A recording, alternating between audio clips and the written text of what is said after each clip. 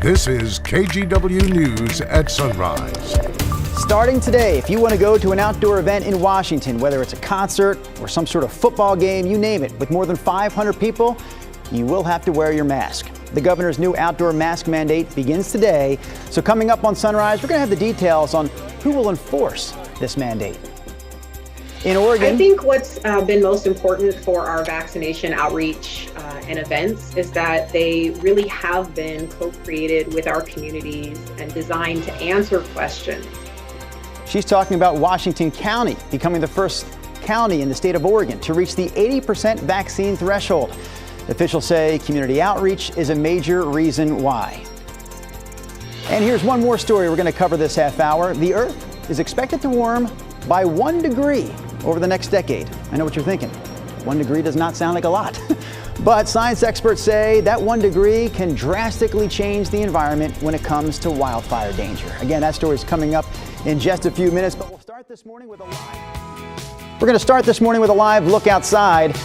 It is a quiet morning in the Rose City, as that shot would tell. And dark. That's how it is this time of the year, Chris McGinnis. We're losing about 3 minutes and 3 seconds of daylight each day as the fall equinox approaches. So. You know I'm not a farmer, right?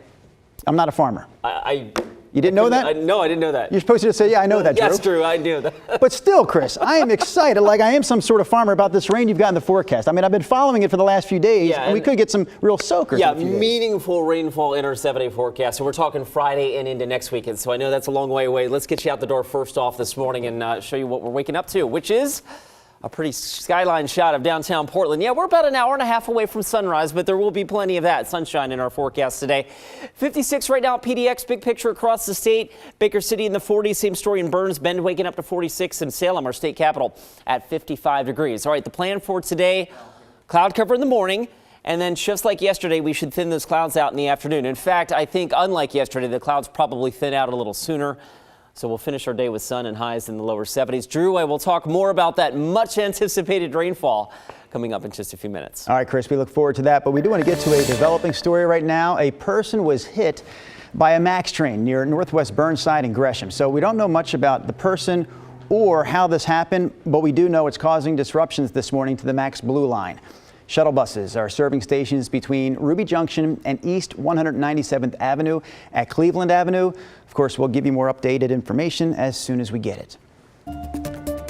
Also this morning, Washington's new outdoor mask mandate officially begins. So everyone, vaccinated or not, is required to wear a mask at outdoor events with more than 500 people. Pierce and King counties, which includes Seattle, already had outdoor mask mandates in place.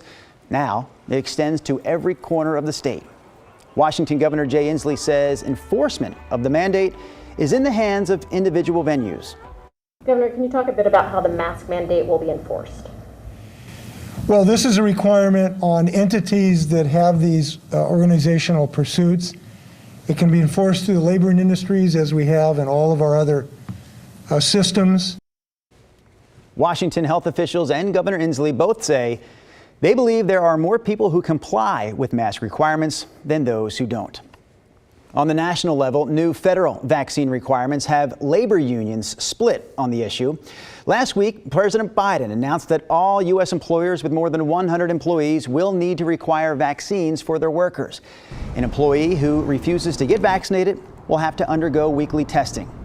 The new mandate also applies to all federal workers and contractors who do business with the U.S. The National Nurses Union is applauding the president's decision. The National Teachers Union, which once said mandates were not necessary, now embraces them. But police and fire unions in Oregon are suing Governor Brown over a statewide directive here. So there's definitely a divide that is complicating things right now in the White House. On one hand, unions and workers' rights have been a key part of the Democratic Party platform for a long time.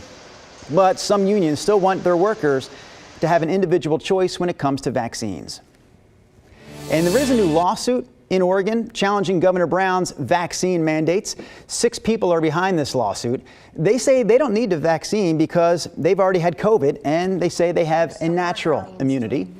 Those involved in this suit have jobs that will be impacted by the governor's vaccine mandate. The governor, though, she says the mandates are necessary because they're proven to slow the spread of COVID, and the CDC is still recommending vaccines even for people who have already had COVID. We know that Oregon is one step closer to reaching the state's goal of vaccinating 80% of adults in each and every county. Washington County has become the first county to hit that milestone. Devin Haskins shows us how they did it. Washington County, the second most populated county in the state, and the first to reach the 80% vaccination milestone. There were just over 479,000 adults in the county eligible to get the COVID-19 vaccine, and a little more than 80% of them have received at least one dose of the COVID-19 vaccine. Early on, Washington County, in the COVID-19 response, developed and implemented an equity lens in our efforts. And so when vaccination came on board, Washington County partnered with diverse community organizations and health centers to co-create our vaccination communications programs and strategies. Helping get there, multiple vaccine clinics. The county has continued to deploy their mobile vaccine team to various communities, and a mass vaccination site at the Hillsborough Stadium was open for months. I think what's been most important for our vaccination outreach and events is that they really have been co-created with our communities and designed to answer questions. And on the complete other end of the spectrum, we have promoted it in social media, we've promoted it in the papers, we've offered prizes to come in and get vaccinations. We've tried everything we can to encourage people to get vaccinated. Lake County in Southern Oregon is the least vaccinated county, with just over 40% of adults getting the first dose. The remote county has only roughly 7,000 people. A lot of people are fairly isolated. They may work on a ranch. They may work outside a lot. As more and more adults get vaccinated, more and more counties will join that list. Hood River should reach the 80% mark within the next week. Multnomah County should reach that mark within the next couple weeks. I'm Devin Haskins, KGW News. Our next stop this morning here on the Sunrise Show is Columbia County, where fire crews continue to work near Scappoose to put out the Alder Creek fire. So this wildfire broke out Saturday around 3 in the afternoon, and by Saturday night it grew to about 30 acres. Even though fire crews worked through the night, that fire still grew to about 50 acres. The latest check, though, shows it is about 70% contained, and officials don't expect this fire to grow much at all over the next few days. We are going to take a moment this morning to talk about climate change, because scientists tell us the climate is going to warm by at least 1 degree over the next decade, which I know does not sound like a lot, but when you look at how it can change a forest fire over the course of a year, you begin to see just how much energy is stored in the environment, and that can lead to even more fires in the area. Our sister station in Denver put together this report to show us the changes, again, that just 1 degree can make. A warmer atmosphere can hold more water vapor, so if the climate warms by 1 more degree Celsius, it'll be able to hold 4 to 7% more water vapor. Now that doesn't sound like a lot, but it does actually kick off a cycle of dangerous impacts. Most of that water vapor will come from the ground, so increased evaporation and transpiration, which is when the water comes out of the earth and the plants. Since 2003, evapotranspiration has increased by 10%.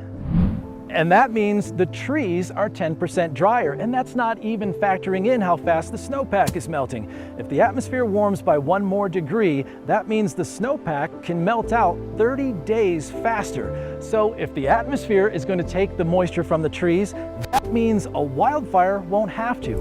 It takes energy to evaporate moisture from the trees, so the energy saved there can be spent by consuming more fuels. That could cause wildfires to burn even hotter and move even faster. Active wildfire years are projected to become 4 times more frequent by the year 2050. That could result in a burn scar area 600 times bigger than it is today, which could lead to more intense flash flooding, as rainfall is expected to become 5 to 10% heavier, all from just 1 more degree of warming.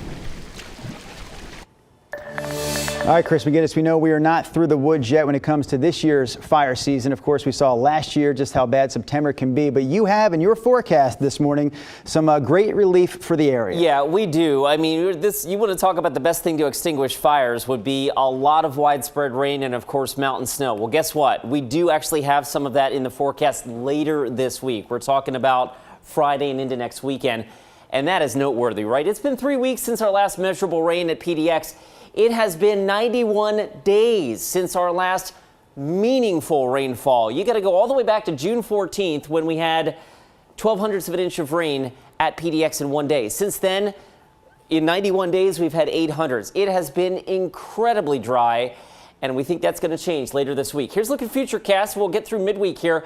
Late in the week, Thursday night, cloud cover increases, and Friday, a legit fall-like storm system targets the Pacific Northwest, we think, with rain, with wind at the coast, and eventually lowering snow levels in the Cascades. What does that mean?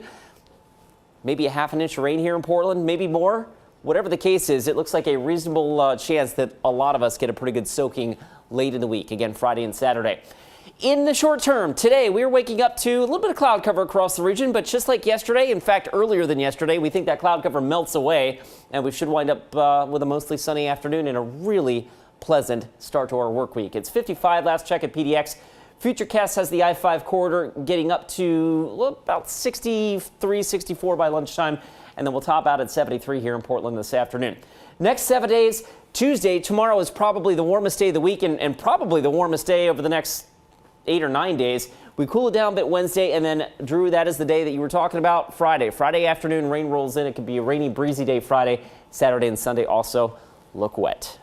All right, Chris, we are going to take a break. We'll have more from Chris coming up here in about 6 minutes. When we come back, though, first here on Sunrise, we're going to talk about the I-5 Rose Quarter expansion. It is moving forward, but a couple of questions remain, like how will it be paid for?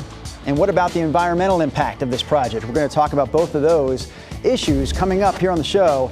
And we're also going to revisit 9/11. Of course, our country commemorated the 20th anniversary of the 9/11 attacks this past Saturday.